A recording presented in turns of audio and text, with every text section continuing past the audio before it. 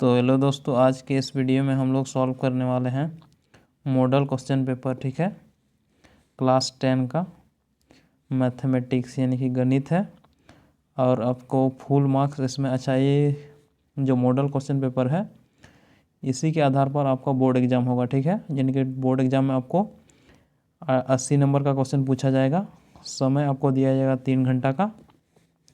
और इस वीडियो में हम लोग सॉल्व करेंगे सिर्फ MCQ। ठीक है, MCQ क्वेश्चन को सॉल्व करेंगे और साथ में देखेंगे कि जो किस प्रकार का प्रश्न आपको पूछा जाएगा। ठीक है, तो यहाँ देखिए इंस्ट्रक्शन जो दिया गया है यानी कि निर्देशांक जो आपको दिया गया है वो कह रहा है परीक्षार्थियों को यथासंभव अपने शब्दों में ही उत्तर दें। और जो 2 नंबर में इसमें कहा गया है इस प्रश्न के 4 खंड है, यानी कि जो एग्ज़ाम में आपको दिया जाएगा उसका प्रश्न का खंड यानी कि सेक्शन A, B, C और D होने वाला है। ठीक है, यानी कि 4 सेक्शन में आपको क्वेश्चन पूछा जाएगा, सेक्शन A और सेक्शन B, सेक्शन C और सेक्शन D। ठीक है, कुल प्रश्न की संख्या कितने होंगे? 52 होंगे, यानी कि टोटल आपको 52 प्रश्न पूछा जाएगा। इसमें से खंड A में आपका कुल 30 प्रश्न होंगे। खंड A जो होगा यानी कि सेक्शन A में आपका 30 बहुविकल्पीय प्रश्न होंगे।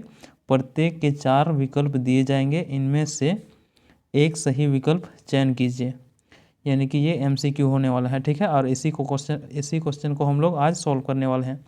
और ये है आपका सेट 1 और बहुत जल्दी हम लोग लाएंगे सेट 2 और सेट 3। ठीक है, और आगे देखिए आगे क्या है, सेक्शन B यानी कि खंड B में प्रश्न संख्या 31 से 38 तक, यानी कि टोटल 8 प्रश्न। खंड क्या है? खंड B में होगा 8 प्रश्न। ठीक है, 8 प्रश्न, इनमें से किन्हीं 6 प्रश्नों के उत्तर दीजिए, यानी कि 8 में से आपको किन्हीं 6 प्रश्न का उत्तर देना है। प्रत्येक प्रश्न का मान 2 अंक निर्धारित है, यानी कि 2 अंक आपको दिया जाएगा एक सही उत्तर के लिए। ठीक है, इसमें खंड B में। अब देखिए खंड C में आपसे कहा गया है C में प्रश्न 39 से 46 होगा। तो इसमें भी कितना प्रश्न आ रहा है? 39 से 46, यानी कि टोटल इसमें भी 8 प्रश्न आ रहा है। ठीक है, और इनमें से किन्हीं 6 प्रश्न के उत्तर आपको देना है। तो इनमें से भी आपको किन्हीं 6 प्रश्न का उत्तर, यानी कि जो आप जानते हैं उसमें से कोई किसी 6 का आंसर आपको देना है। ठीक है, और प्रत्येक प्रश्न का मान जो दिया गया है वो 3 है, यानी कि एक सही उत्तर करने पर उत्तर जो सही होगा तो उसका क्या होगा, मतलब उसका 3 मार्क आपको दिया जाएगा। ठीक है, अब देखिए सेक्शन डी में खंड D में प्रश्न 47 से 52 दीर्घ उत्तर प्रश्न, इनमें से किन्हीं 4 प्रश्न के उत्तर दीजिए। प्रत्येक प्रश्न के मान 5 अंक निर्धारित है। तो यहाँ देखिए, यहाँ 47 से क्या है 52 तक, इसमें टोटल 6 प्रश्न आ रहे हैं। ठीक है, तो 6 प्रश्न में से आपको 4 प्रश्न ही बनाना है। इसमें कितना बनाना है? 4 प्रश्न। तो ध्यान दीजिए, यहाँ से आपका आ जाएगा 6 प्रश्न और यहाँ से 6 प्रश्न और यहाँ से आपका 4 प्रश्न। ठीक है, तो 6 और 4 कितना हुआ? 10, 10 और 6 16, यानी कि आपका सब्जेक्टिव टाइप में आपको 16 क्वेश्चन बनाना है और ऑब्जेक्टिव में आपको 30 क्वेश्चन बनाना है। ठीक है, और इधर आ गया वेटेज इसका 30 जो ऑब्जेक्टिव में, और इधर से आपको मिलेगा 50 मार्क। ठीक है, यानी कि 2 नंबर या क्वेश्चन आपको मिलेगा 12 नंबर का। 2 नंबर वाला जो क्वेश्चन होगा ये वाला, उसका आपका होगा 6 दूनी 12, और 3 नंबर का होगा तो 3 चौक 18 होगा। और जो दीर्घ उत्तर प्रश्न यानी कि 5 अंक वाला, ये आपको 4 ठो यानी कि 20 नंबर का यहाँ से आएगा। इसको अब यदि ऐड करेंगे तो 8 और 2 10 का 0, 2 और 2 4 और 1 5, यानी कि 50 मार्क होगा आपका सब्जेक्टिव। ठीक है, सब्जेक्टिव आपका 50 मार्क का होगा। तो यहाँ तक हो गया। चलिए अब हम लोग आते हैं क्वेश्चन पे। ठीक है, तो यहाँ देखिए क्वेश्चन नंबर 1, इसमें हमसे पूछा गया है Px = x² - 27 के शून्य क्या है।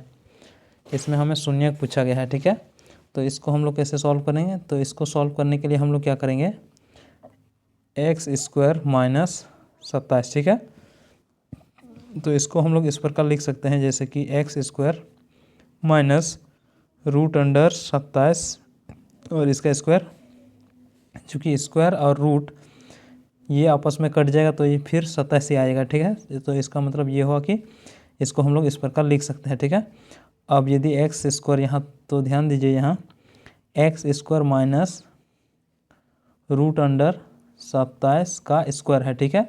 तो यहाँ देखिए ए का स्क्वायर माइनस बी का स्क्वायर जो फॉर्मूला होता है उसमें हम लोग इसको तोड़ सकते हैं। तो ये जो आएगा हमारे पास एक्स का मान, तो हमारे पास एक्स जो आएगा वो आएगा x equal two plus minus ये वाला प्लस माइनस रूट अंडर 27, ठीक है। तो ये आपका आ जाएगा आंसर। अच्छा यहाँ देखिए रूट अंडर 27, तो यहाँ ऑप्शन में आपको कहीं नहीं मिलेगा रूट अंडर 27। इसको आगे इससे आगे सॉल्व किया गया है। जैसे कि हम लोग सॉल्व करेंगे रूट अंडर 27, तो रूट अंडर 27 का मतलब होता है 3 गुना 3 गुना 3। तो ये 2 ठो 3 में से रूट अंडर से बाहर आ जाएगा और 1 ठो 3 रूट में ही रहेगा, तो इसका मतलब 3 रूट अंडर 3 आ जाएगा, ठीक है। और ये है प्लस माइनस, तो इसका मतलब यहाँ भी प्लस और माइनस होगा। तो सीधा आपको ये समझ में आना है, ये समझ में आना चाहिए कि यहाँ जो है वो क्या है रूट अंडर, इसको यदि हम लोग रूट में इस प्रकार लिखेंगे तो ये आ जाएगा आपका आंसर सीधा। इतना हमें सॉल्व नहीं करना है, ठीक है।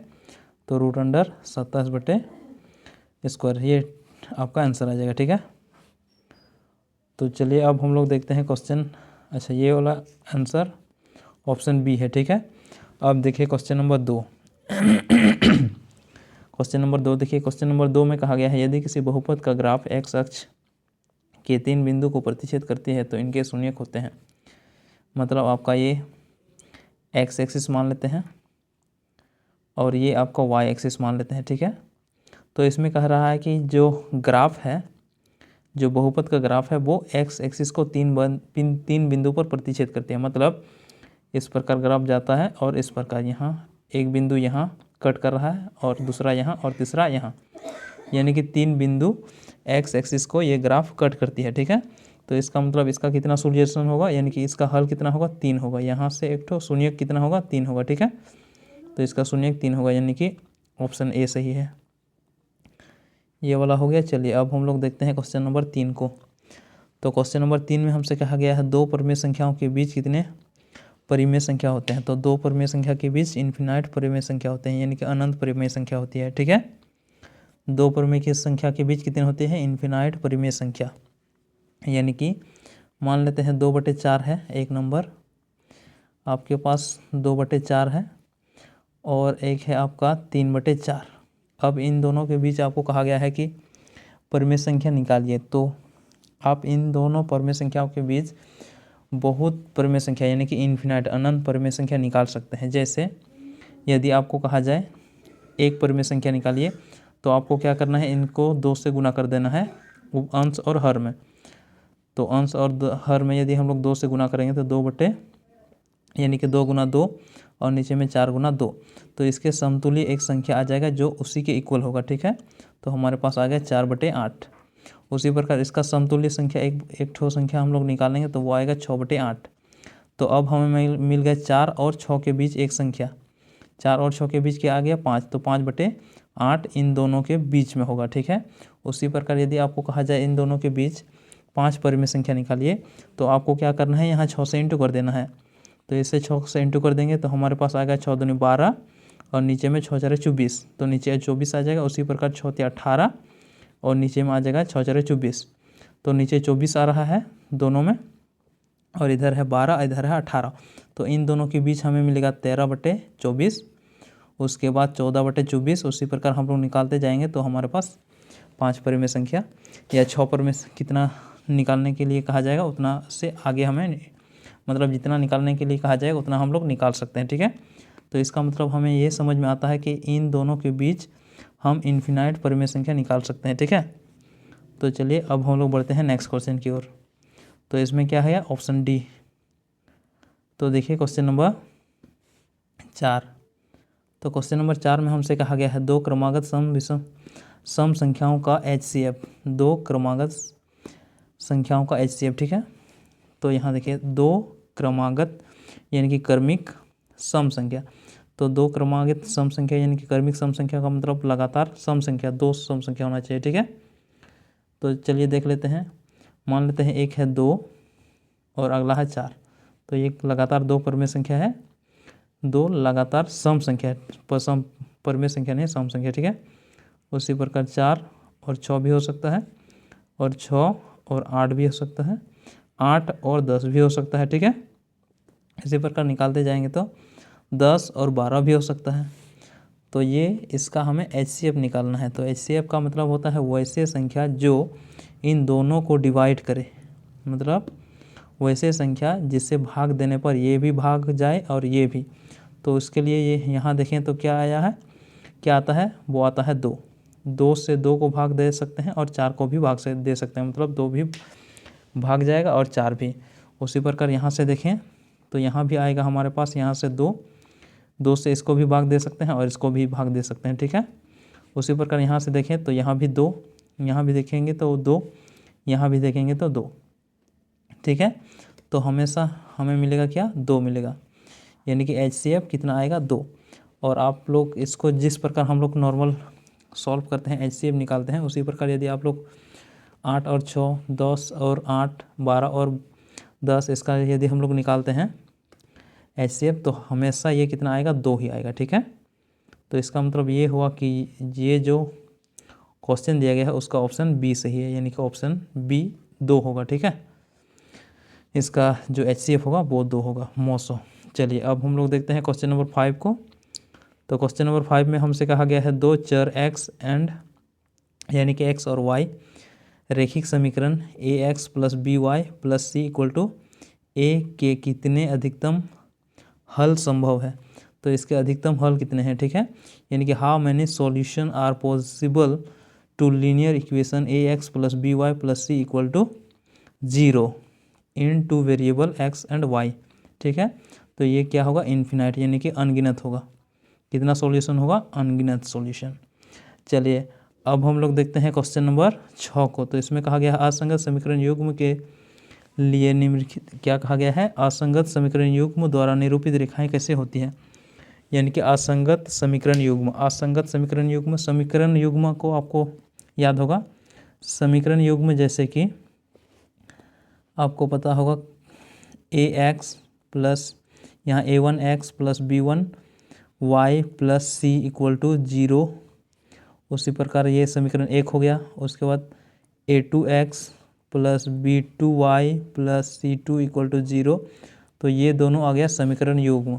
अब इसका यदि हम लोग अनुपात निकालते थे, जैसे a1/a2 बराबर b1/b2, b1/b2 not equal to c1/c2, तो ये आता था आपका असंगत का, ठीक है। ये किसका आता था, असंगत का। इसका जो रेखा होता था वो क्या, किस प्रकार होता है, समांतर। तो यही हमें पूछा गया है कि इसका रेखा किस प्रकार होता है, तो वो हो गया क्या, समांतर रेखा होता है, ठीक है। चलिए अब हम लोग देखते हैं क्वेश्चन नंबर 7। तो इसमें कहा गया है x², क्या कहा गया है, इसमें आपको कहा गया है x² - 3x + 2 इक्वल टू 0 है। तो इसका मूल क्या होगा, ठीक है। तो मूल विधि से इसका हम लोग मूल निकालेंगे। तो यहाँ देखिए हमारे पास जो क्वेश्चन था वो है x² - 3x + 2, x² + 3x + 2 -3 है या +3 है, -3 है, ठीक है। तो यहाँ है आपका -3, तो यहाँ -3 है इक्वल टू 0। इसका मूल हमें निकालना है। तो मूल निकालने के लिए x बराबर होता है -b plus -√4ac, sorry b का स्क्वायर -4ac, b का स्क्वायर -4ac अपॉन 2a, ये होता है, ठीक है। तो यहाँ देखिए a b कहाँ से लेते हैं, a इक्वल टू होता है x² का गुणांक, यानी कि 1 है, यहाँ x गुना में 1, x² के गुणांक में जो होता है वो होता है a। उसके बाद b क्या होता है, b होता है आपका x का गुणांक, यानी कि -3 है। और c क्या होता है, c इक्वल टू अचर पद, यानी कि यहाँ 2 है, तो ये आ जाएगा 2। अब हम लोग इसमें पुट करेंगे इसको, ठीक है। तो x इक्वल टू हमारे पास आ गया -3, यानी कि यहाँ तो माइनस है, उसके बाद -3 को पुट करेंगे, फिर यहाँ है प्लस, हमारा क्या है, प्लस, फिर माइनस, फिर b का स्क्वायर मतलब 9, b का स्क्वायर मतलब b क्या है, 3 है, तो 3 का स्क्वायर 9, फिर माइनस, यहाँ से आ जाएगा हमारा पास 4 गुना 1, 4 गुना 1 और गुना 2, ठीक है। तो हमारे पास आ गया 8, और नीचे में क्या होगा 2a, 2 यानी कि 1, 2 गुना 1 यानी कि 2। अब इसको इक्वल टू लिखेंगे, यहाँ देखिए माइनस और माइनस गुना होके प्लस यानी कि 3 आ जाएगा। उसके बाद प्लस माइनस और इधर से हमारे पास 1 आ जाएगा, यानी कि 9 में से हम लोग 8 को घटाएंगे तो 1 आएगा और इधर है हमारा 2a। यहाँ तक आ गए हम लोग। चलिए इसको हटा लेते हैं एक बार, ठीक है। तो x का मान यहाँ से हमारे पास आ गया ये। अब हम लोग इसको आगे सॉल्व करेंगे। अब देखिए, अब हमें क्या करना है, 3x + 1/2 कर देना है और एक ठो 3x - 1/2, चूँकि यहाँ देखिए प्लस और माइनस दोनों के साथ ऑपरेट करना होगा, ठीक है। तो 3 और 1 4, 4/2 आ जाएगा यहाँ से और यहाँ आएगा 2/2। यहाँ से हमें मिलेगा 2 और यहाँ से मिलेगा हमें 1। तो हमारे पास हल कितना आया, 2 और 1। तो देख लीजिए ऑप्शन 2 और 1, ठीक है। तो यहाँ देखिए, यहाँ 0 है तो ये वाला गलत है, यहाँ -1 है ये वाला भी गलत है, यहाँ है हमारा 2, ये वाला ऑप्शन सही है, और यहाँ है -2, ये वाला गलत है, ठीक है। 2 आ गया। और जब ये ऑप्शन में नहीं रहता तो आपको एक्शन ए भी कहीं दिया जाएगा तो वो ही मतलब वो भी सही होगा, ठीक है। चलिए अब हम लोग जाते हैं नेक्स्ट क्वेश्चन को देखते हैं। तो यहाँ देखिए क्वेश्चन नंबर 8। तो क्वेश्चन नंबर 8 में हमसे कहा गया है 2 लगातार विषम धनात्मक पूर्णांक ज्ञात कीजिए जिनके वर्गों का योग क्या है, 90 है, 290 है, ठीक है। तो इसका हमें सॉल्व करना है। तो चलिए हम लोग इसको सॉल्व करते हैं। तो यहाँ देखिए 2 लगातार विषम धनात्मक पूर्णांक के लिए एक समीकरण बनाएंगे, ठीक है। अच्छा, 2 लगातार धनात्मक विषम पूर्णांक को किस प्रकार हम लोग लिख सकते हैं, उसके लिए एक ठो यहाँ हम लोग समीकरण यानी कि बहुपद बनाने की कोशिश करेंगे, ठीक है। जैसे यहाँ देखिए n यानी कि 2n + 1, तो इसमें n का मान जितना भी हम लोग पुट करेंगे तो ये हमेशा विषम संख्या ही आउटपुट हमें देगा, ठीक है। जैसे यहाँ n = यदि 0 कर देंगे तो यहाँ n = 0 यानी कि 2 से गुना करने पर कितना हो जाएगा, यहाँ 0 0 और 1 यानी कि 1, तो हमारे पास कितना आएगा, 1। यदि हम लोग 1 पुट करेंगे तो हमारे पास आएगा 3। n = यदि 2 पुट करेंगे तो हमारे पास आएगा 5। तो यहाँ देखिए सभी क्या आ रहा है, धनात्मक विषम पूर्णांक। तो ये आ गया हमारे पास पहला, यानी कि पहला संख्या, ठीक है। उसी प्रकार दूसरा संख्या को हम लोग लिख सकते हैं 2n + 3। तो इसमें देखेंगे तो ये हमारे पास आ जाएगा, यदि हम लोग इसको 0 कर देते हैं तो ये 3 आ जाएगा। यदि हम लोग n का मान 1 पुट करते हैं तो हमारे पास ये आ जाएगा 5। यदि n का मान हम लोग पुट करते हैं 2 तो ये आ जाएगा 7, ठीक है। और इसमें कहा गया है 2 लगातार, तो हमें लगातार भी मिल रहा है, जैसे कि 1 और 3 लगातार हो रहा है, 3 और 5, 5 और 7, ठीक है। तो ये आ गया हमारा पहला और ये आ गया दूसरा। अब हमें करना है क्या, इसका वर्ग, ठीक है। वर्गों का योग कितना आता है, 290, यानी कि इसका समीकरण अब हमें बनाना है, ठीक है। तो इसका समीकरण बनाने के लिए हम लोग क्या करेंगे, यहाँ देखिए अब हम लोग क्या करेंगे, इसका 2n + 1 का स्क्वायर प्लस 2n + 3 का स्क्वायर करेंगे और इक्वल टू 290। तो ये हमारे पास एक समीकरण बन गया, ठीक है। अच्छा, ये वाला हम लोग नेक्स्ट पेज में सॉल्व करेंगे, क्योंकि यहाँ अच्छा नहीं दिख रहा है, ठीक है। तो यहाँ देखिए, तो हमारे पास आया था 2n + 1 का स्क्वायर प्लस 2n + 3 का स्क्वायर इक्वल टू 290। ये आपका समीकरण आ गया। अब हमें ये द्विघात समीकरण आ जाएगा, ठीक है। अब हम लोग इसको सॉल्व करेंगे। तो यहाँ देखिए a + b का फॉर्मूला में यहाँ भी a + b का फॉर्मूला, अलजेब्रा फॉर्मूला जो a + b का होल स्क्वायर होता है उसमें हम लोग तोड़ेंगे, ठीक है। तो हमारे पास आएगा 4n² + 4n + 1 और यहाँ से आएगा हमारा पास 4n² + 6 × 2 = 12n + 9 इक्वल टू 290। ये 290 है, ठीक है। अब हमें ऐड करना है n² को, तो हमारे पास आएगा 448 n² प्लस 4 और 12 16 n 1 और यहाँ से है 9, तो हमारे पास 200 हो जाएगा, ठीक है। और इक्वल टू हमारे पास 290 हो जाएगा। अब हमें क्या करना है, इसमें से 8 को इस 290 जो है उसको हम लोग लेफ़्ट साइड ले जाएंगे, ठीक है। तो हमारे पास आएगा 8n² प्लस 16n प्लस 10, अच्छा ये प्लस में है तो ये लेफ्ट साइड माइनस में आ जाएगा, ठीक है, यानी कि बराबर के उस साइड था, ये प्लस में तो ये आ गया माइनस में। अब इसको हम क्या करेंगे, इसको थोड़ा हटा लेते हैं यहाँ से, ठीक है, इसको हटा लेते हैं। अब हम लोग इसको आगे सॉल्व करेंगे।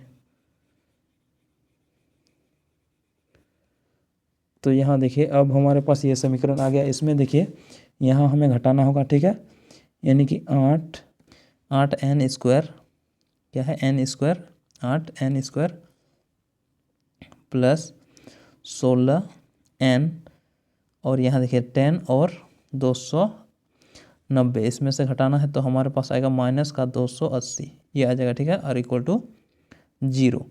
अब हमें इसमें से 8 को कॉमन करना है, यहाँ से भी यहाँ से भी, तो 8 को बाहर करेंगे तो यहाँ आ जाएगा n² प्लस यहाँ आएगा 2n, चूँकि n को हम लोग बाहर ले लिए, ठीक है, सॉरी n को नहीं 8 को, और यहाँ से हमारे पास आएगा 35 इक्वल टू 0, ठीक है।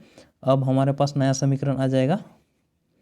नया समीकरण जो आएगा हमारे पास वो होगा n² plus 2n minus 35 equal to 0।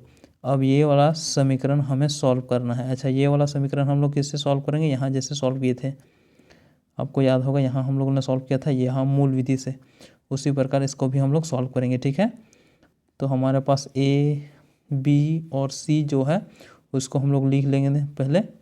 तो यहाँ देखिए ए का मतलब क्या हुआ, ए का मतलब हुआ n² यानी कि n² का गुणांक तो क्या है 1 है। बी हमारे पास क्या है 2 है, और सी हमारे पास क्या है -35 है, ठीक है। तो अब हमें क्या करना है, इसमें से इसको फॉर्मूला में पुट करना है। कौन वाला formula, n equal to -b plus minus root under b² plus sorry minus 4ac upon 2a, ये वाला फॉर्मूला में हम लोग पुट करेंगे, ठीक है। तो इसको हटा देते हैं यहाँ से, इसको यहाँ से हटा देते हैं। तो हमारे पास अब जो b का मान है वो पुट कर देंगे। तो b क्या है हमारे पास 2 है, तो -2 plus minus root under b² यानी कि b² 4 हो जाएगा, और यहाँ माइनस है 4 गुना 35। अच्छा 4 को 35 से गुना कर देंगे, ठीक है, ये वाला 4 है आपका 35 से हमें गुना करना है, c इक्वल टू 35 है। 8 5 सॉरी 5 4 20 का 0 हासिल में 2 4 12 और 2 14 140, तब प्लस का 140 आ गया हमारे पास, ठीक है। ध्यान दीजिएगा यहाँ माइनस था और ये माइनस है, ठीक है, तो माइनस और माइनस इंटू होके प्लस। अब नीचे में आ जाएगा 2a। अच्छा a का मान भी है हमारे पास, तो a का मान भी हम लोग पुट कर देंगे, यानी कि 2 है, सॉरी 2 नहीं 1 है, तो 1 को 2 से इंटू करेंगे तो 2 ही आएगा, ठीक है। अब हमें इससे आगे सॉल्व करना है, 2 माइनस का 2 प्लस माइनस रूट अंडर 140 है यहाँ और 140 है, यानी कि 144 हो जाएगा, ठीक है, अपॉन 2a।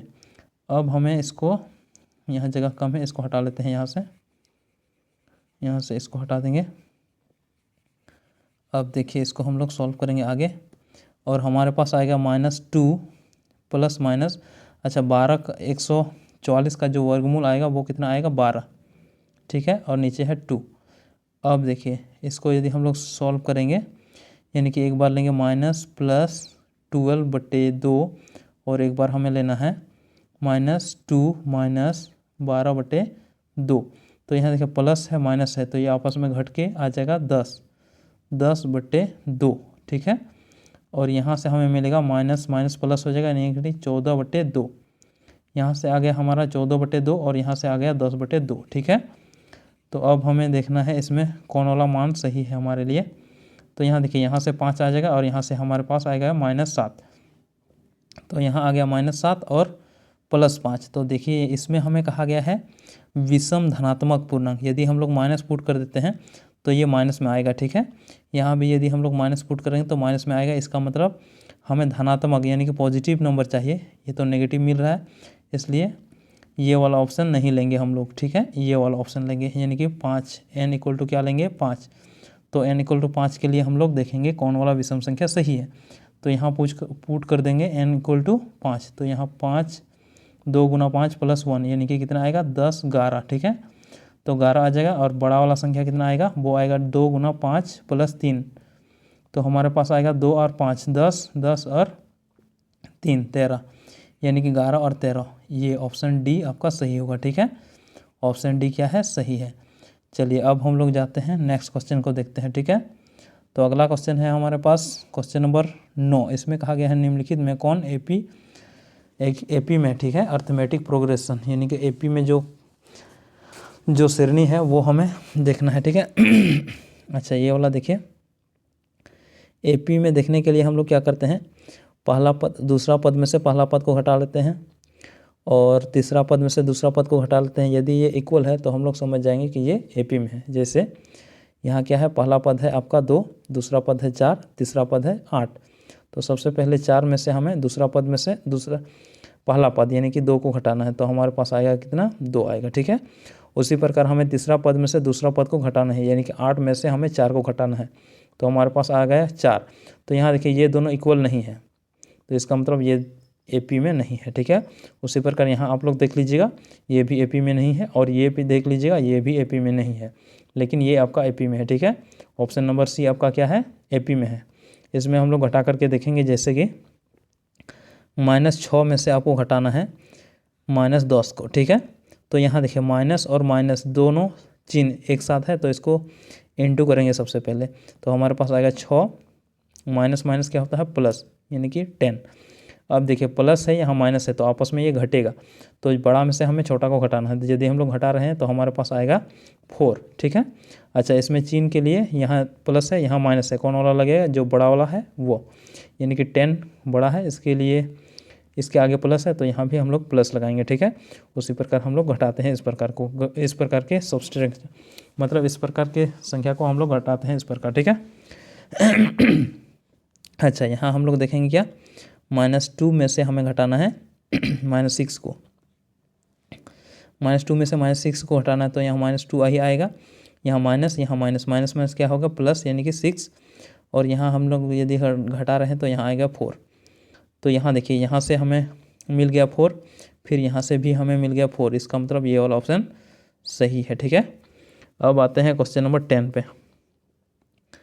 तो यहाँ देखिए क्वेश्चन नंबर 10 क्या कहता है। क्वेश्चन नंबर 10 में हमसे कहा गया है 1, 4, 7, 10 के 18वें पद क्या होगा। ठीक है, 18वें पद यानी कि A18 क्या होगा, आपको पता होगा फॉर्मूला, यदि नहीं पता है तो यहाँ देख लीजिए, A18 बराबर होगा A + 17D, क्या होगा, 17D। यदि यहाँ 18 है तो यहाँ 17 होगा, यहाँ 15 होगा तो यहाँ 14 होगा। ठीक है, उससे एक कम होगा यहाँ। ठीक है, अब देखिए, अब हमारे पास A क्या होगा, D क्या है, उसको निकालेंगे। A है आपका प्रथम पद, यानी कि A = 1 है। अच्छा, D क्या है, D सर्व अंतर होता है। ठीक है, सर्व अंतर का मतलब इसमें से दूसरा पद में से पहला पद को घटाना है, जैसे कि 3 में से 1 को घटाना है, कितना आएगा, वही होगा आपका सर्व अंतर। उसी प्रकार 7 में से 4 को घटाएंगे तो ये 3 ही आएगा, यानी कि ये कितना आएगा, सर्व अंतर हमेशा इक्वल आएगा। ठीक है, तो ये आ गया हमारे पास 3, तो हमें D का मान 3 लेना है। तो अब हम लोग इसको मान निकाल लेते हैं, यानी कि A18 बराबर 1, A का मान 1 + 17 × 3, D का मान 3। तो अब हम लोग निकालेंगे 1 + 17 = 51। अब इसको हम लोग जोड़ेंगे तो हमारे पास आएगा कितना, 52।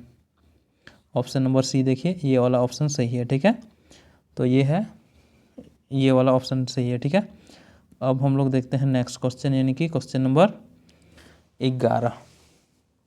तो क्वेश्चन नंबर 11 में देखिए क्या कहा गया है। इसमें हमसे कहा गया है 2 समरूप त्रिभुज का क्षेत्रफल का अनुपात इतना है, तो उसके संगत भुजाओं का अनुपात क्या होगा। तो उसके संगत भुजा का अनुपात हमें निकालना है। ठीक है, तो चलिए इसको हम लोग निकाल लेते हैं यहाँ। ठीक है, तो मान लेते हैं आपको दिया गया है एरिया ऑफ ट्राइंगल ABC बटे एरिया ऑफ ट्राइंगल PQR, यानी कि 2 त्रिभुज का एरिया का अनुपात हमें दिया गया है, क्या है, 16/9, 16/9। ठीक है, ये हमें दिया गया है। साथ में हमसे ये भी कहा गया कि ये जो त्रिभुज है वो समरूप है। अच्छा, समरूप है तो हमें पता चल गया कि इसके भुजा के अनुपात का मतलब इस त्रिभुज के भुजा और इस त्रिभुज के संगत भुजा के अनुपात का वर्गों के बराबर है इसका क्षेत्रफल का अनुपात भी। मतलब यदि हमारे पास ये इस प्रकार है तो इसको हम लोग लिख सकते हैं ए बी बटे यहाँ से पी क्यू, यानी कि संगत भुजा का अनुपात और उसका स्क्वायर ये इसके बराबर होगा। क्योंकि ये क्या है, त्रिभुज जो कहा गया है वो समरूप है, इसलिए हम लोग इसको इस प्रकार लिख सकते हैं। ठीक है, अब यहाँ देखिए ये स्क्वायर है, तो इस स्क्वायर को हटाने के लिए हम लोग क्या करेंगे, दोनों तरफ स्क्वायर रूट लेंगे। ठीक है, स्क्वायर रूट लेंगे तो यहाँ हमारे पास आएगा 16, यहाँ भी आएगा 9 और हमारे पास ए बी बटे पी क्यू आ जाएगा। ठीक है, अब इसका वर्गमूल निकालेंगे तो हमारे पास दो भुजा का अनुपात निकल जाएगा। ठीक है, तो हमारे पास आएगा ए बी बटे पी क्यू बराबर 16 का जो वर्गमूल होगा वो आएगा 4 और 9 का वर्गमूल आएगा वो 3 होगा। ठीक है, यानी कि ए बी बटे पी क्यू का अनुपात हमारे पास 4/3 आ जाएगा। ठीक है, यानी कि संगत भुजा का अनुपात कितना आएगा, 4/3।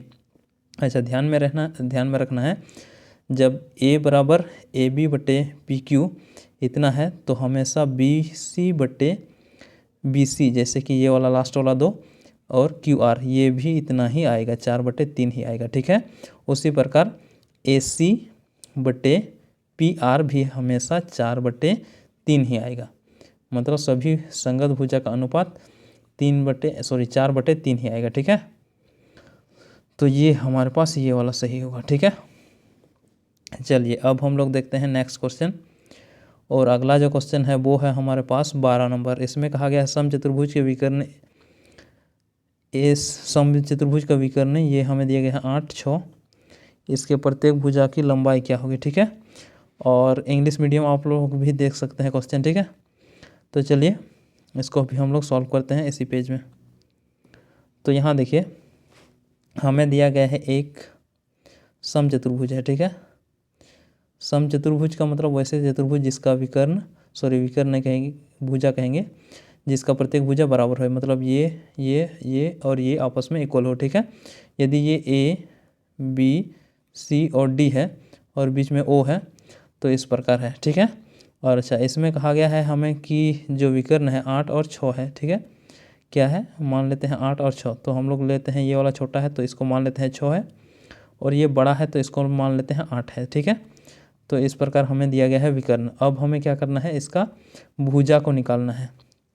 और यहाँ ध्यान दीजिए एक भुजा निकल गया तो सभी भुजा उसी के बराबर होगा। ठीक है, चूँकि ये समचतुर्भुज है।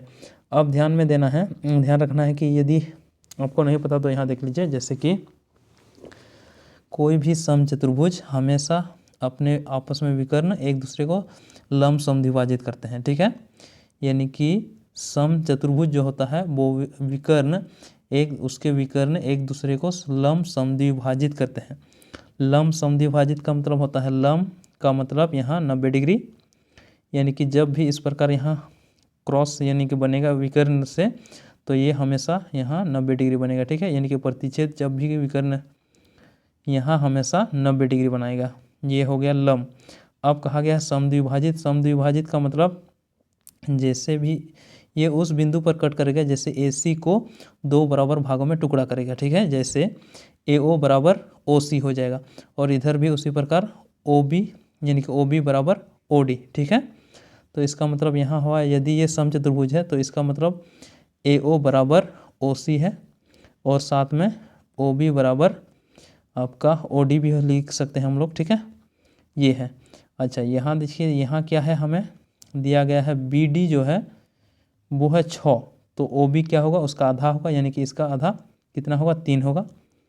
ठीक है, उसी प्रकार यहाँ दिया गया है ए सी बराबर हमारे पास है 8, तो ओ ए उसका आधा यानी कि 4 होगा। तो हमें मिल गया ये ओ ए और ए बी, ए बी नहीं ओ बी, ओ ए यानी कि ओ ए या ए ओ और ओ बी हमें मिल गया। ठीक है, तो अब हम लोग इस त्रिभुज को लेंगे, किस त्रिभुज को लेंगे, ये वाला त्रिभुज को लेंगे, और हम लोग निकाल सकते हैं ये वाला भुजा, किससे, पाइथागोरस प्रमेय से। ठीक है, तो चलिए इसको हटा लेते हैं एक बार। तो हमारे पास जो इस प्रकार एक ठो त्रिभुज आ रहा था और यहाँ लंब था। ठीक है, तो यहाँ था बी, यहाँ था ओ, यहाँ था हमारा ए, और इसमें था ये हम लोग माने थे 3, ये माने थे हम लोग 4। तो हमें ये वाला निकालना था, ठीक है। तो आपको पता होगा पाइथागोरस प्रमेय से ये जो है वो क्या है, कर्ण है, चूँकि यहाँ लंब है, ठीक है, यहाँ 90 डिग्री बन रहा है तो यहाँ कर्ण हो जाएगा।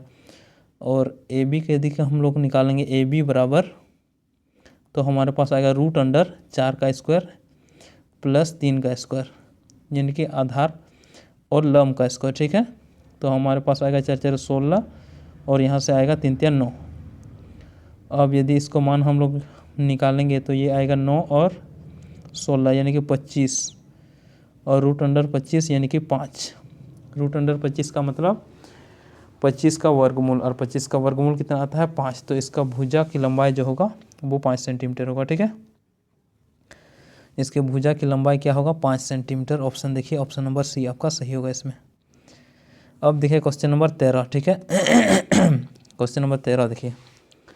तो क्वेश्चन नंबर 13 में हमसे कहा गया है दो अक्षों के प्रतिच्छेद बिंदु को क्या कहते हैं। दो अक्षों के प्रतिच्छेद बिंदु, जैसे ये है आपका y अक्ष, ये है आपका x अक्ष, तो इसका प्रतिच्छेद बिंदु यानी कि इस बिंदु को हम लोग क्या कहते हैं। तो ये तो सभी लोगों को पता होगा, ये क्या है, मूल बिंदु है, मूल बिंदु, ठीक है।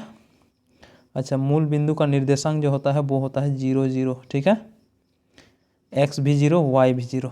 अब हम लोग बढ़ते हैं नेक्स्ट क्वेश्चन की ओर, और अगला क्वेश्चन है हमारा ये, यानी कि क्वेश्चन नंबर 13। तो इसमें देखिए क्या कहा गया है, 13 तो हम लोग देख लिए, ठीक है, 14 को हम लोग देखेंगे।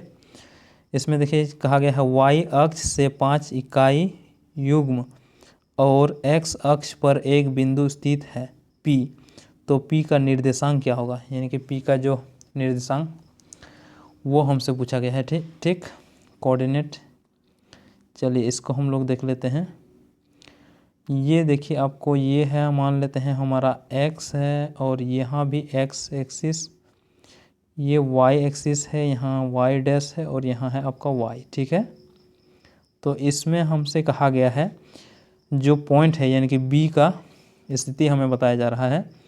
तो B जो है वो क्या है, y अक्ष से 5 इकाई दूरी पर है, y अक्ष से 5 इकाई दूरी पर। अच्छा, y अक्ष से 5 इकाई दूरी इधर भी हो सकता है और वो इधर भी हो सकता है, ठीक है। तो मान लेते हैं इधर भी और इधर भी कहीं भी हो सकता है, ठीक है, हो गया।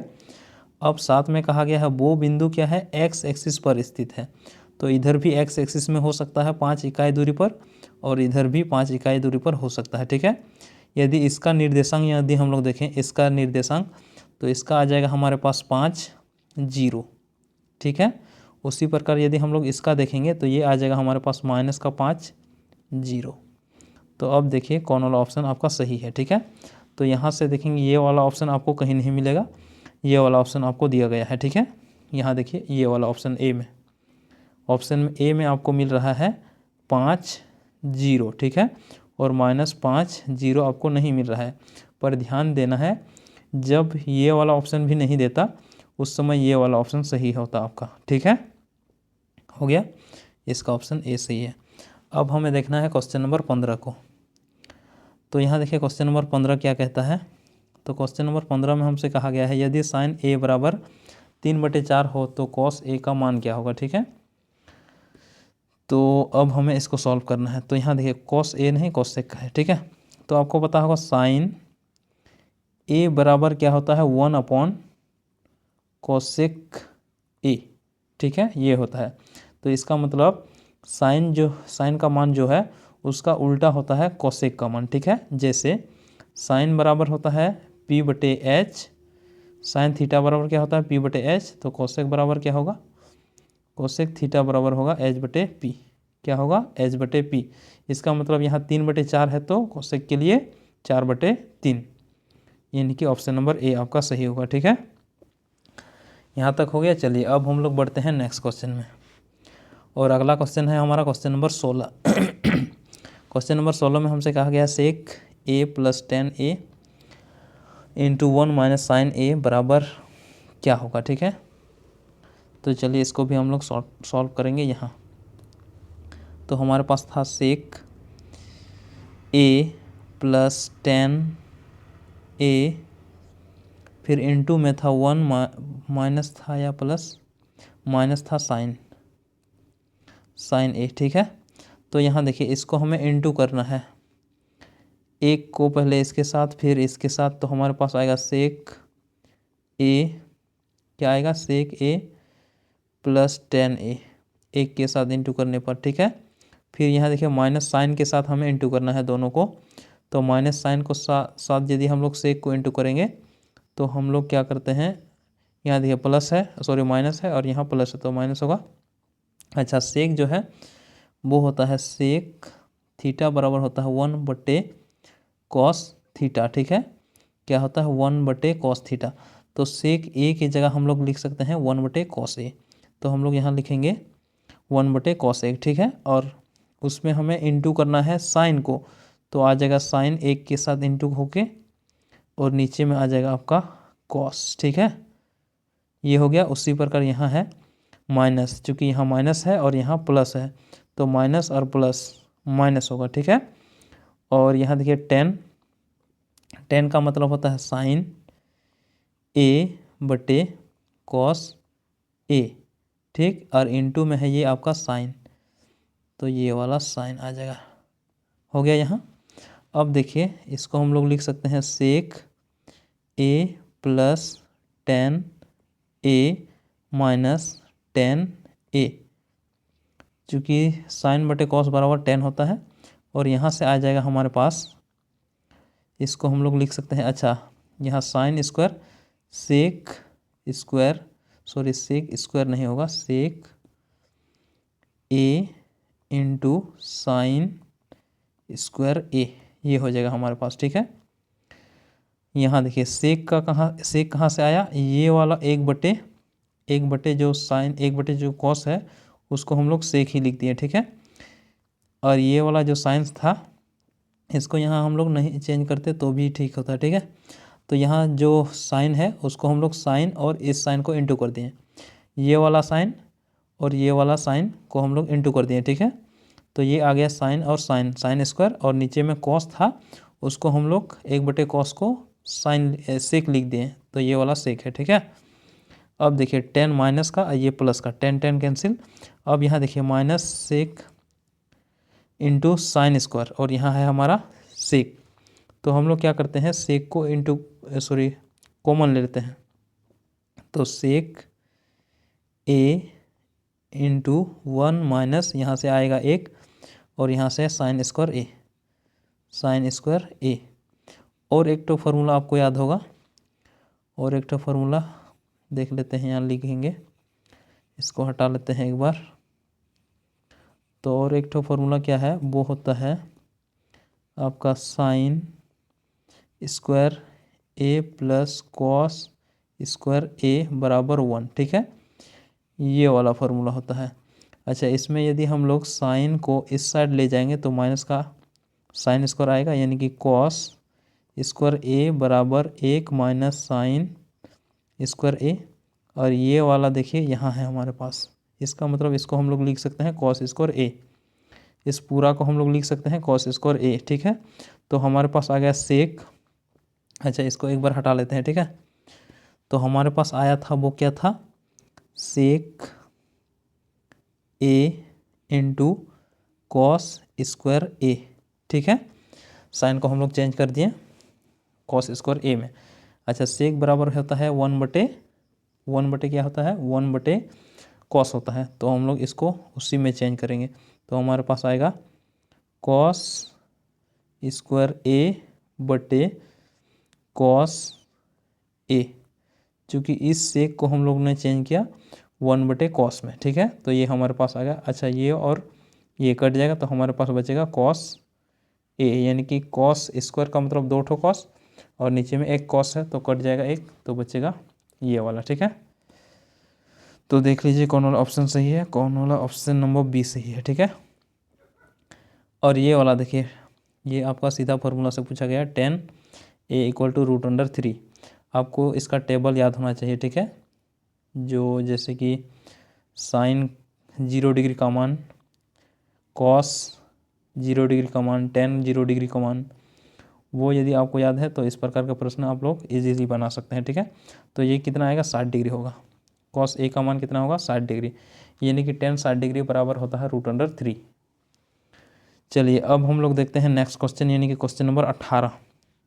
तो इसमें हमसे कहा गया है जब किसी सीधे खड़े खंभों की छाया और उसकी ऊंचाई बराबर हो तो सूर्य का उन्नयन कोण क्या होगा। तो सूर्य का उन्नयन कोण क्या होगा, 45 डिग्री। जब भी छाया और उसका ऊंचाई बराबर हो तो हमेशा कौन बनेगा कितना, 45 डिग्री। इस प्रकार ये आपका ऊंचाई है, ये आपका छाया है, तो यहाँ भी 45 डिग्री बनेगा, यहाँ भी 45 डिग्री बनेगा आपका, ठीक है। इसलिए ये वाला ऑप्शन नंबर बी सही है।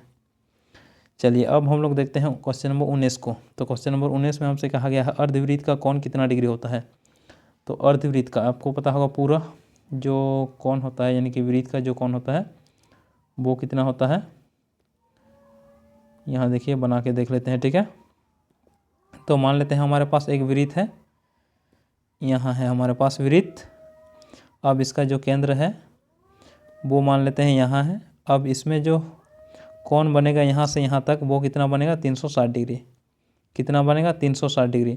अच्छा, इसको वृत्त को आधा कर दें, जैसे कि इस प्रकार हम लोग इसको काट दें, यहाँ आधा हो गया।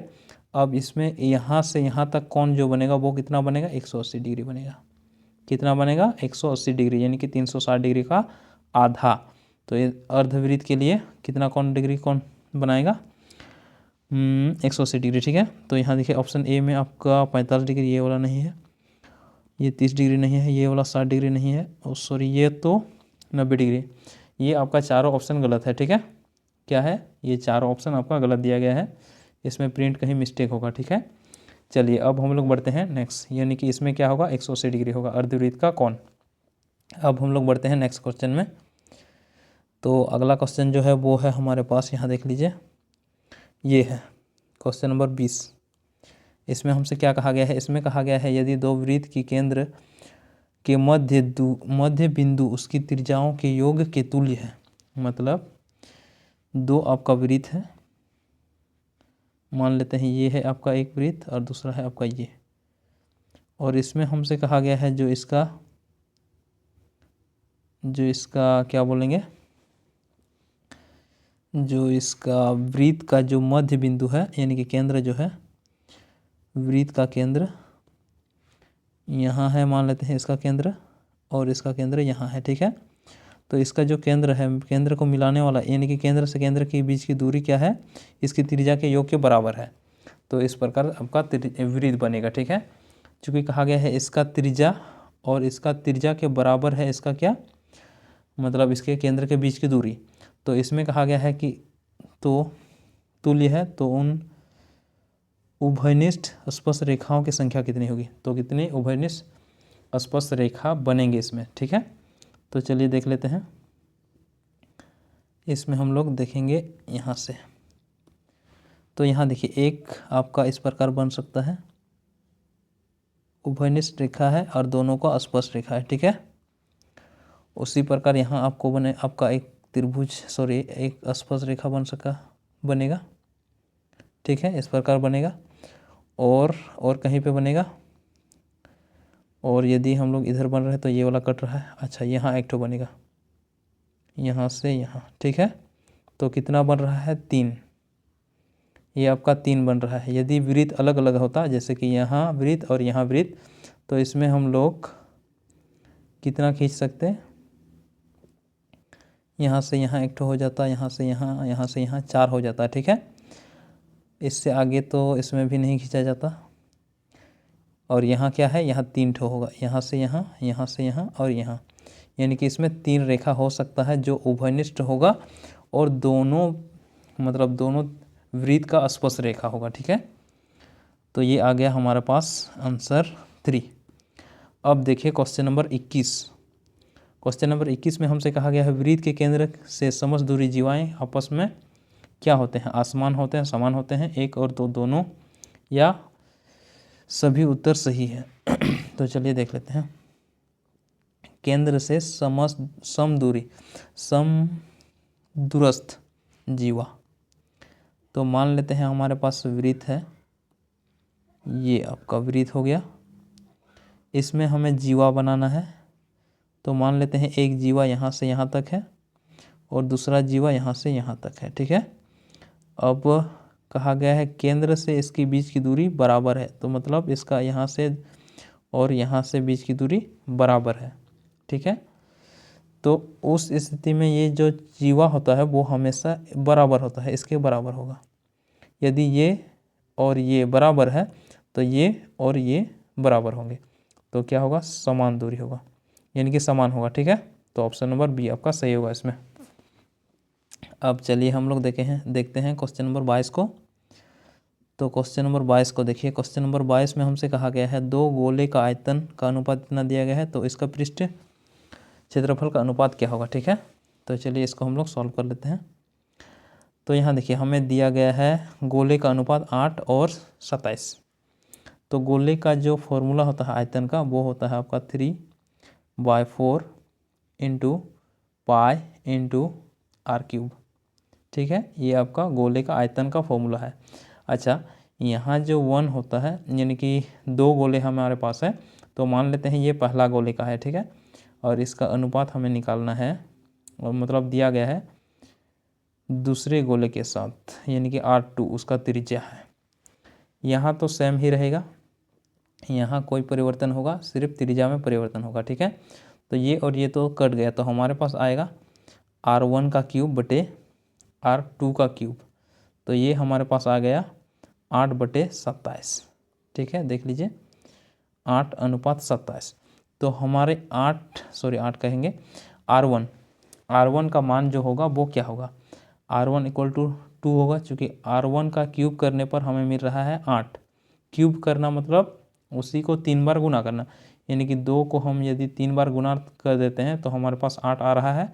उसी प्रकार 27 के लिए हम लोग देख सकते हैं 3 गुना 3, यानी कि R2 जो है वो आया 3, ठीक है। तो अब हमें कहा गया क्षेत्रफल का अनुपात हमें निकालना है।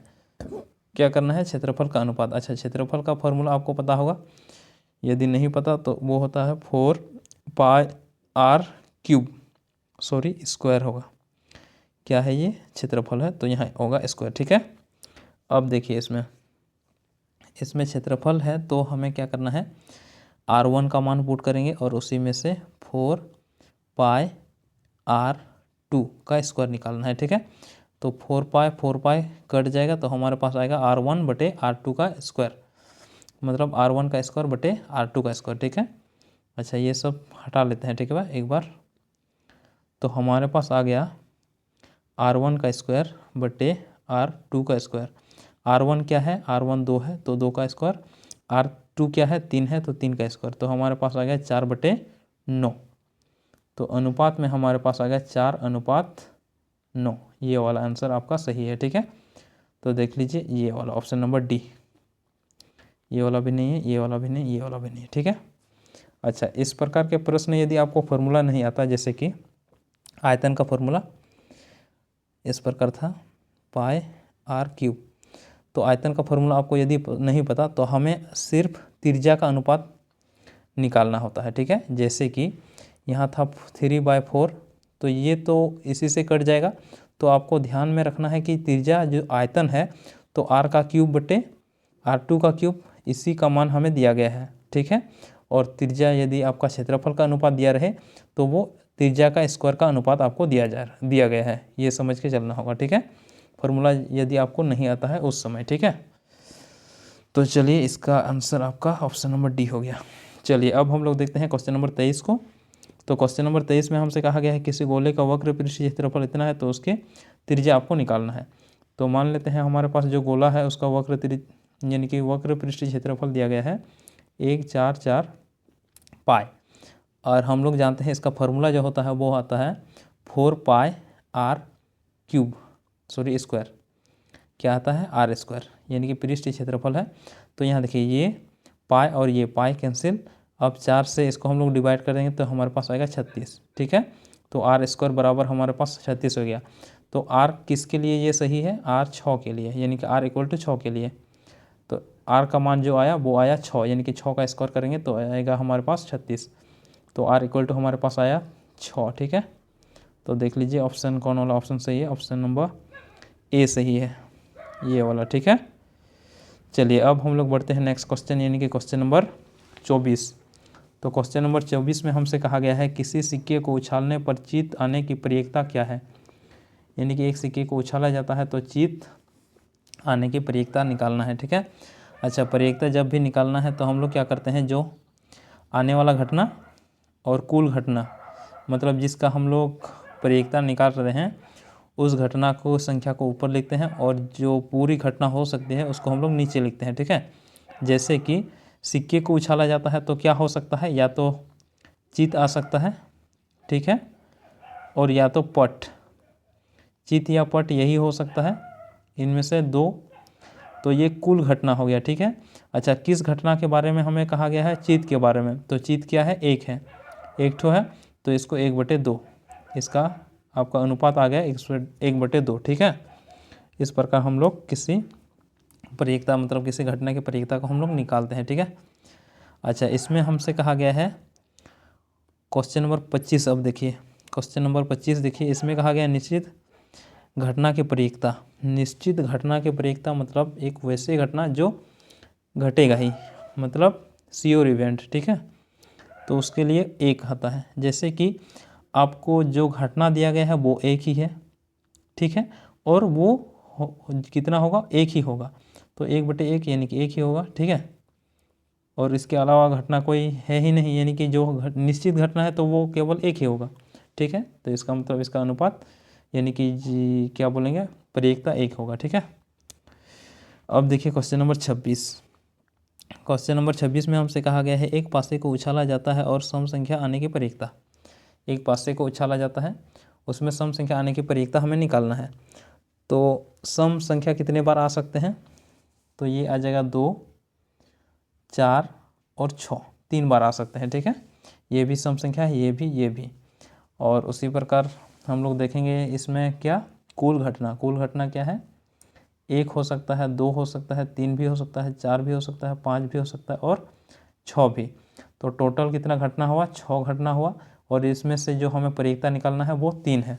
तो 3 कुल संख्या। ठीक है, यानी कि कुल घटना, घटना घटने की संख्या 3 और नीचे कुल घटना। ठीक है, जिसका प्रयेकता निकालना है उसको हम लोग ऊपर लिखते हैं और जो यानी कि कुल घटना है उसको हम लोग नीचे लिखते हैं, और ये कट के आ जाएगा 1/2। तो यहाँ भी हमारे पास 1/2 आ रहा है। ठीक है, यानी कि कहाँ है 1/2, ये यहाँ देखिए ऑप्शन नंबर ए। ठीक है, ये वाला हमारा आंसर सही है। चलिए अब हम लोग देखते हैं हमारा नेक्स्ट क्वेश्चन यानी कि क्वेश्चन नंबर 27। इसमें हमसे कहा गया है यदि x + 2 3x और 4x + 1 समांतर श्रेणी में है तो x का मान क्या होगा। यदि ये समांतर श्रेणी में है तो x का मान क्या होगा। अच्छा ये यदि समांतर श्रेणी है तो इसका मतलब ये क्या हुआ कि ये आपका x, ये सॉरी क्या बोलेंगे, A2 हो गया, ये आपका A1 हो गया और ये आपका A3 हो गया। ठीक है, और हम लोग जानते हैं इसमें क्या होता है कि A2 - A1 बराबर A3 - A2 होता है। ठीक है, तो अब हमें इसी में से इसको पुट कर देना है। ठीक है, इसमें यदि हम लोग पुट करेंगे तो हमारे पास आ गया समीकरण और उसमें x का मान हम लोग निकाल लेंगे। ठीक है, तो चलिए यहाँ हम लोग सॉल्व करते हैं इसको। तो हमारे पास आया था क्या क्या था, हमारे पास है x + 2 और 3, यानी कि यहाँ से देखिए x यानी कि 2x, सॉरी क्या बोलेंगे 2a बराबर 3 है, x है, तो 3x में से हमें घटाना है ये वाला x + 2 को। ठीक है, तो 3x में से हमें घटाना है, 3x में से घटाना है x + 2 को। यहाँ हो गया एक साइड। अब राइट साइड देख लेते हैं, राइट साइड में 3x यानी कि सॉरी 3x नहीं 3a3 का मतलब होता है 4, यहाँ से है हमारा 4x + 1, उसमें से घटाना है A2 को, A2 यानी कि 3x को घटाना है। ठीक है, यानी कि 4x + 1 में से 3x को घटाना है, तो हमें घटाना है 4x + 1 में से 3x को। ठीक है, अब यहाँ से हम लोग घटाएंगे 3x - x - 2 = 4x + 1 - 3x। अब देखिए इसमें से हमें घटाना है तो यहाँ हम लोग घटाएंगे तो हमारे पास आएगा 2x - 2 = यहाँ से इसको घटाना है तो हमारे पास आएगा x + 1। ठीक, अब इस x को इधर लाएंगे तो हमारे पास आएगा 2x - का x, चूँकि ये प्लस में था, अब उसी प्रकार इसको हम लोग इधर ले जाएंगे तो ये प्लस में आ जाएगा, ठीक है, तो ये आ जाएगा। अब इसमें से इसको यदि हम लोग घटा रहे हैं तो ये आता है x, यानी कि 2x में से एक x को हटाएं और इक्वल टू इसको ऐड करने के बाद हमारे पास आएगा 3, ये आ गया x इक्वल टू 3, ठीक है। तो हमारे पास जो आया x इक्वल टू क्या आया, 3 आया, यानी कि ऑप्शन नंबर सी आपका सही है, ठीक है। अब आते हैं हम लोग अगला क्वेश्चन नंबर 28, 29, 30, यही तक था, जो कि क्वेश्चन ऑब्जेक्टिव आपको 30 नंबर तक, यानी कि क्वेश्चन नंबर 30 तक आपको पूछा जाएगा ऑब्जेक्टिव, ठीक है। तो यहाँ देखिए क्वेश्चन नंबर 28, इसमें कहा गया है 6, 8, 9 x तथा 13 का मध्य 10 है तो x का मान क्या होगा, ठीक है। तो इसमें मध्य हम लोग कैसे निकालते हैं, जो संख्या दिया गया है उसको हम लोग जोड़ते हैं और जितना संख्या है उससे हम लोग डिवाइड देते हैं, ठीक है। जैसे कि 6 + 8 + 9 + x + 13 बटे कितना है, 1, 2, 3, 4, 5 ठो संख्या है तो 5 से डिवाइड कर देंगे, ठीक है। और ये जो है ये आपका आ गया मध्य, और हमें मध्य दिया गया है 10 है तो ये हमेशा 10, तो ये 10 के इक्वल होना चाहिए। अब इसको हम लोग इसके साथ इंटू करेंगे तो हमारे पास आएगा 10 × 5 यानी कि 50, कितना आएगा, 50। तो यहाँ लिखेंगे 50 इक्वल टू 6 + 8 + 9 + x + 13। अब इन सभी को ऐड करना है और 50 में से घटा देना है x का मान निकालने के लिए, ठीक है। यानी कि इस समीकरण को हमें सॉल्व करना है, ठीक है। तो हमारे पास आ गया 8 और 6, 8 और 6 कितना होता है, 14, 14 और 9 23, तो 23, 8 और 14, 14 और 9 23, तो 23 और 13 को ऐड करना है, 23 और 13, 6, 3, 36 आ गया।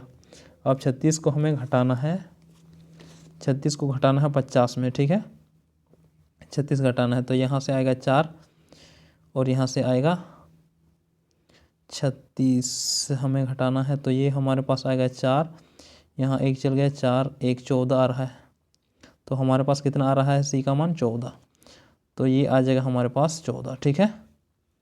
ये वाला आंसर आपका सही होगा। चलिए अब हम लोग देखते हैं नेक्स्ट क्वेश्चन, यानी कि सेकेंड लास्ट क्वेश्चन, ठीक है। सेकेंड लास्ट क्वेश्चन में ये हमसे कहा गया है 2, 6, 4, 5, 0, 2, 1, 3, 2 का बहुलक। बहुलक का मतलब वैसे परीक्षण जो सबसे ज़्यादा बार आया हो, ठीक है।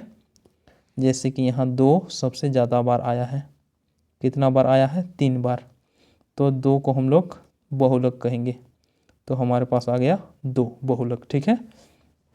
अब देखिए माध्यिका निकालने के लिए सबसे पहले जो परीक्षण दिया गया है, जो यानी कि जो आपका संख्या है उसको हम लोग आरोही क्रम में लिखते हैं। क्या है, किस में लिखते हैं, आरोही क्रम। आरोही क्रम मतलब बढ़ते क्रम। जैसे कि सबसे छोटा वाला को लिखेंगे 7, उसके बाद क्या करेंगे, उससे बड़ा 8, उससे बड़ा 9, उससे बड़ा 10, उससे बड़ा 11, उससे बड़ा 12, उससे बड़ा 15 है। तो इसमें से हमें देखना है बीचों बीच जो संख्या है उसी को हम लोग कहेंगे क्या, मध्यक, ठीक है। जैसे कि इधर से 3 और इधर से 3, बीच में 10, तो ये आ गया हमारा माध्यिका, ऑप्शन नंबर ए। तो उम्मीद करते हैं आप लोगों को समझ में आ गया होगा। और चलिए आज की क्लास में यही तक। और यदि आप लोग कहें तो सेट 1 का जो है आप लोग यदि रिक्वायर करेंगे, यानी कि कमेंट करेंगे, तो यदि आप चाहें तो सेट 1 का जो है, सेट 1 का सब्जेक्टिव क्वेश्चन को भी हम लोग सॉल्व कराएंगे, ठीक है।